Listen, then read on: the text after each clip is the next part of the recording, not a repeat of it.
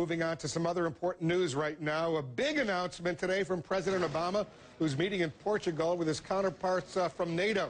He says the alliance has agreed to a new missile defense system to protect the U.S. and all member nations, and perhaps even an important non-member. Listen. It offers a role for all of our allies. It responds to the threats of our times. It shows our determination to protect our citizens from the threat of ballistic missiles. And tomorrow we look forward to working with Russia to build our cooperation with them in this area as well, recognizing that we share many of the same threats. Our Pentagon correspondent Chris Lawrence is joining us now from the NATO summit in Lisbon. Chris, so what is next? Well, Wolf, there's really two NATO summits. This is a very public one that you just saw, where President Obama says that everyone is united and all of the allies will benefit from this. But then when you talk to sources privately, you can see that's not always the case. For example, NATO has decided to keep nuclear weapons as a deterrent. Sounds like everyone felt the same, but in reality, that means the U.S. got some concessions from both France and Germany. Germany, for example, wanted to push the allies towards a nuclear-free Europe. They were looking at this new missile defense shield as a replacement for having nuclear weapons as a deterrent. Well, that's not going to happen.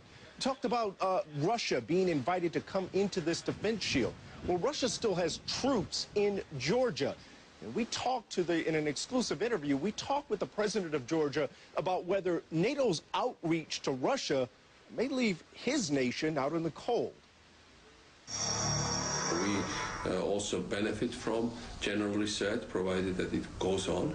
And once Russia becomes less paranoid, more cooperative, more self-confident in nicer way, because I think lots of things have emerged from their, almost paranoid sense of insecurity.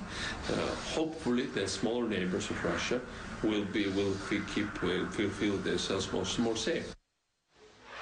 So he's putting a positive spin on it, but again, President Obama reaching out to Russia is somewhat easier said than done, in that from everything we've been hearing, Russia is going to want some concessions, such as that this missile defense shield would only protect against slower missiles and those fired from a certain direction. Bottom line, in other words, Russia does not want a missile defense shield in Europe that specifically blocks Russian missiles.